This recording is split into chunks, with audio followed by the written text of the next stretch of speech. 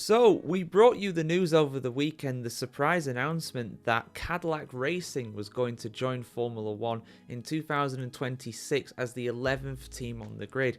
That has now been confirmed. We heard that this announcement was going to be made public sometime during this week, and we didn't even make it out of Monday evening, and that announcement became reality. This is incredible. This is an incredible turnaround. I am so happy about this, genuinely. An 11th team on the Formula 1 grid. It's honestly something I didn't think was ever going to happen. I've said many times that Formula 1 is a cartel and they were never ever going to allow this, but they've allowed it. Clearly I am wrong, and I am so happy to be wrong.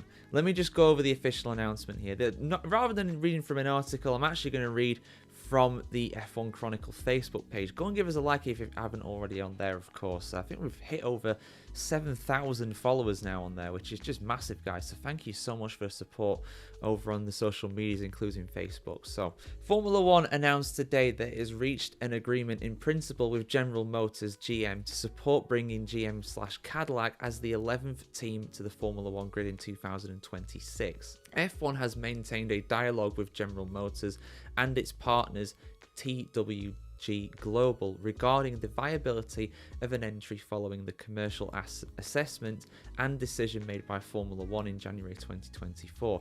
Of course, that decision was that Formula 1, i.e. the 10 current Formula 1 teams, denied GM entry alongside Andretti. GM were going to be an engine supplier alongside Andretti being the actual team. They were denied by Formula 1, effectively by Liberty Media, by the teams. They were allowed, they were passed by the FIA, the sports governing body, but Formula 1 itself said no at the time. And since then, there has been an investigation from the United States Congress because, of course, Liberty Media is an American company, so they come under American jurisdiction for laws, and obviously there have been rumors as well that could have been a reason why this has happened, because those anti-competition laws allegedly were breached with that. That was the allegation that was made.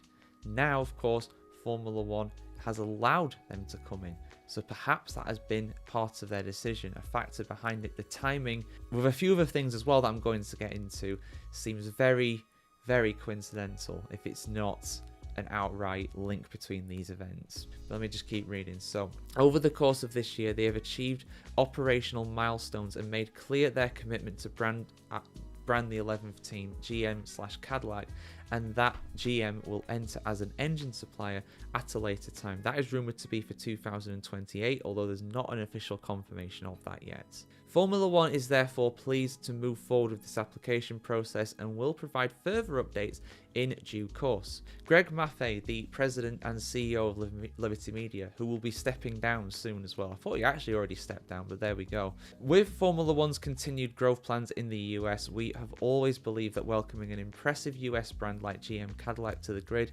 and GM as a future power unit supplier could bring additional value and interest to the sport. We credit the leadership of General Motors and their partners with significant progress in their readiness to enter Formula 1.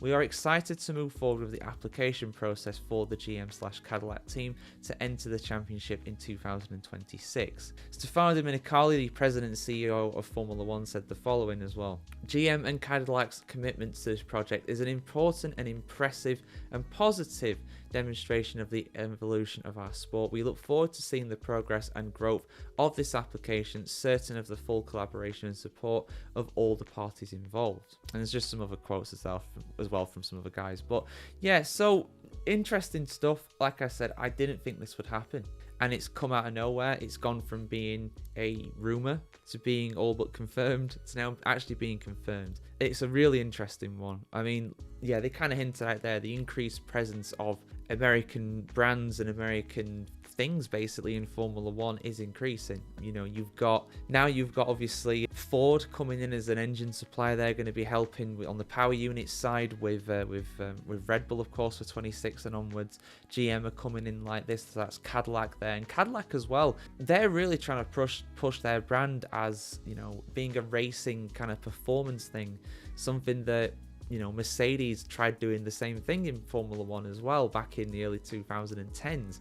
Of course, taking over Brawn and then having incredible success. You know, Cadillac right now, up until entering Formula 1, their kind of biggest thing really in racing was their hypercar project in the WEC, the World Endurance Championship. Interestingly, Mercedes are going to join that championship too. So, you know, F1 brands branching out and other brands branching out into F1. I mean, yeah, this can only be a good thing for the sport. 2 more seats on the grid.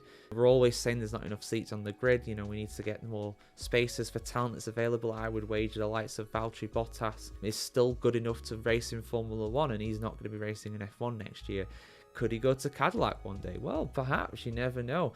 I'll probably do a video later today, maybe going over you know, the different drivers that could well drive for Cadillac one day when they do join in 26. But yeah, it's happened really fast. I'm really happy about it.